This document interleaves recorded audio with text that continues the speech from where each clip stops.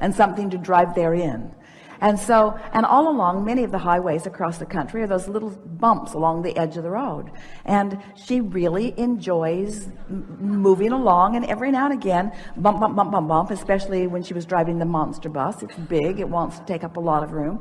Bump, bump, bump, bump, bump, bump, bump. And she never took it as an indictment of her morality. She never took it as an indication of her worthiness. She took it as an indication, keep going in this trajectory and you're going off the road. Guidance. Just guidance. Guidance that is easy to correct from. And that's what your emotions are. That's even what all manifestations are about. Just guidance to help you to correct the trajectory. But you do it with the power of your mind, and you mold it by caring about the way you feel. Something more? Did we get there? Yes. I guess related to that is falling out of an airplane. Your analogy with falling out of an airplane. I do that pretty well. And well, we like that analogy. If you haven't heard it, and if you haven't heard it, where have you been? Because it's the analogy that we use the most. But it's like our physical friends say, Abraham, I have fallen out of an airplane and I have no parachute. What do you suggest I do now? And we say, hang on, it will be over in a little bit. And that's momentum, isn't it? That's right. it. And so sometimes there is a trajectory that you haven't practiced what you really want enough, and so that trajectory is going to play itself out.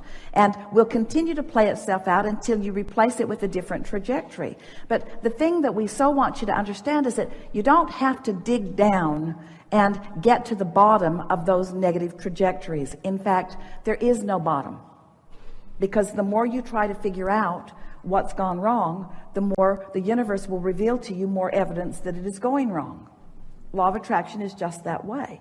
And so if you will accept that there's no bottom, and so you will stop trying to get to the bottom of it, but instead just take the negative emotion as the indicator, and then at the next best opportunity, reach for a good feeling thought. And what we're saying to you today is, in many cases, not every case, in many cases, the next best opportunity is when you first awaken tomorrow morning. But it's a long time to wait. Yes. But it is the next best opportunity. So once we convinced Esther of that, she didn't want to blow it for the day. Right. In other words, she wanted to get there. She wanted to acknowledge that she was there. And we're not talking about bringing yourself to bouncing off the wall enthusiasm. We're not talking about getting so high that you want to go out screaming into the woods your appreciation of all life. We're not talking about that kind of momentum. There's usually not that kind of momentum first thing in the morning. We're just talking about having a feeling of satisfaction, a feeling of well-being, a feeling of right place, right time, a feeling of, isn't this a nice day, a feeling of at oneness with the universe, a feeling of appreciation that the sun is coming around whether you can see it behind the clouds or not, a realization that the earth is spinning in its orbit, and all things, most things that are important to you are really, really, really, really, really in a good place, and that everything is working out for you. Just make those general statements to yourself. Find someone who's easy to love and focus on them, or find something that you really appreciate and focus on that, or find something that doesn't have much dynamic in either case and just focus on that. In other words, sometimes Esther will just take a notebook and draw a room and move furniture around in the room just to see how it looks on paper. Just for fun. Not for any reason except that as soon as she gets back to the property, there's a desk she wants to move into the guest house because it would be much more comfortable. She realizes there's no place to really get ready in the guest house, and there's a guest there with no place to really get ready. And so she got out her notebook and had the best time just drawing a place for a guest to get ready in the guest house. You see what we're getting at? Mm-hmm. Now, it might not seem like life-changing things, but anything that occupies your mind in a way that feels good to you means you're in vibrational alignment with source energy. So you can hold yourself steadily on things that don't feel very important to you, and in that steady place of non-resistance about things that don't feel very important to you, insight comes about things that do feel very important to you. But you can't get to very important things that really feel good to you from an awareness of the very important things that you want are not happening. In other words, there's too much of a vibrational gap, where if you start in the middle, not feeling particularly bad or good, and reach for feelings of satisfaction, as you maintain that sort of momentum, what begins to happen is thoughts begin to flow flow. And isn't life made up of day-to-day lifetime experiences? Aren't they the conversations? Isn't it the day-to-day movement that makes up the majority of your life?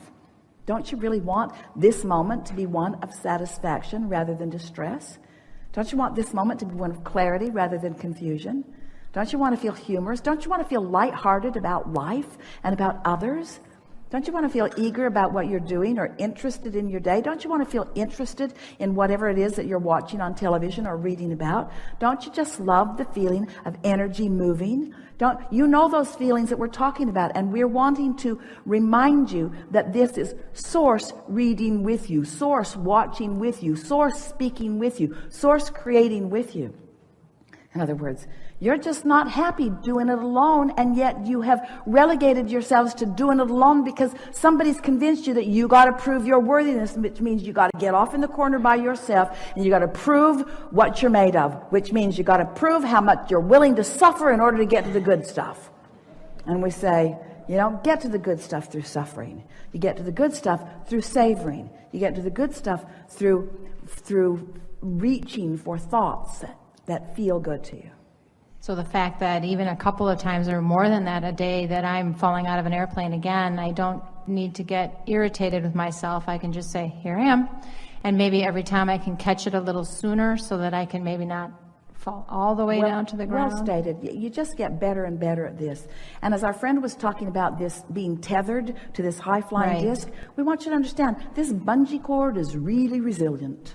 And really, when you think about it, you are eternally tethered to this vibration of well-being. In other words, you just can't separate yourself from it. You are eternally tethered to this vibration of well-being. And so what if you find a thought that doesn't allow you to be there? How are you going to know it? Can you imagine a sculptor taking a big clump of clay and just splatting it on the table and then complaining, well, I thought I'd be better at this. I don't like that at all. Or can you imagine an artist with his first paint and brush sort of trying to make something of it? And don't you want to mold it into place? And so when you begin to consciously and deliberately mold the energy, can't you give yourself, when a child is learning to walk and falls down, you say, get up, you little dummy. Or you don't say that, do you? You expect to be able to find your balance. And that's all we're talking about. Give yourself a break. Chill out. Don't ask yourself to be on the high-flying disc when this is the first time that you've really even focused upon it. It makes sense to you. You're feeling resonance with it. But you haven't been practicing getting there and staying there. You've been practicing observing what anybody's going to show you. And you've been trying to gravitate toward things that feel good. That's why you choose the friends you choose and the programs you watch and the books you read. We know that you are wanting to guide your life. You've just never guided it with this sort of infinitesimal care and attention and understanding. But you've never understood about vibration before. You've never understood about the power of leverage that comes from alignment. And now that you are understanding that, you can't go back. Jerry and Esther used to say quite often, we should change the disclaimer that you sign that lets you know that you're going to be recorded, maybe videotaped, and it might show up somewhere. And by the way, you can't go back. Once you understand that you are vibration, you will never be able to not understand that again, because you felt resonance with your source who has known it and wanted you to know it. And if we've said it in a way that you've heard it, now you know it and you can't go back from that. Now that you know that you are the creator of your own reality, you cannot go back from that. You can never again blame someone else without knowing it's not really your fault. We just rendezvoused on the Henri disc, and here we are together proving to each other where we are vibrationally. That's all that's going on here. It's not an indictment of our soul. It's not an indictment of our cleverness or our clarity. All it means is we just rendezvoused here because that's where we had our tuner tuned to. So here we are, enhancing one another's experience right here where we are. And so once you begin to acknowledge that when you wake up, it's your best chance, and you go for it and you accomplish it and you get some momentum going, and then the results of that day are better than any days that you've had lately, then it makes you sort of kind of want to do that more often, you see. And if you fall off, which you can't really fall off because you're eternally tethered, but if you're dangling down in there and in the yucky stuff, just laugh about it. This is just old stuff that I got going on. Doesn't have anything to do with with what I currently know. I'm just still in the practicing phase of this. You'll get so good at it that it won't take hard work after a while. And even though you get really, really, really, really good at it, there's always going to be something that'll take you off, but your resiliency will be the factor that gets better and better and better and better and better. You're never going to reach the place that you can look right at something that you really eternally do not want. You're never going to be able to listen to someone hating out loud and getting you in on the dialogue and not feel the ramifications of that disconnection. You're never going to feel good when you hate. You're never going to feel good when you criticize. You're never going to feel good when you make fun of someone in a negative way. You're never going to feel good when you do that. But you might be like a lot of people who have soothed yourself into that being all right. But those days are over, folks. Because once you find resonance with who you really are, you never feel good again. You'll throw your fits, you will, and they'll feel really bad, and you'll bounce back from them easily, you see.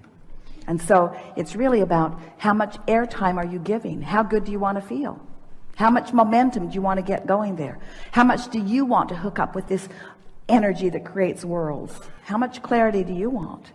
And then one day, soon, you'll be moving through a day, and instead of longing for things to change out there, big things like the lifetime, the vacation of a lifetime, or the relationship of a lifetime, or the dream house, or the dream car, instead of reaching for those things that feel way out there, you'll realize that you're walking around in a sort of magical seeming dream from anybody else's perspective, maybe even your own former perspective, where everywhere you go, things are just working out.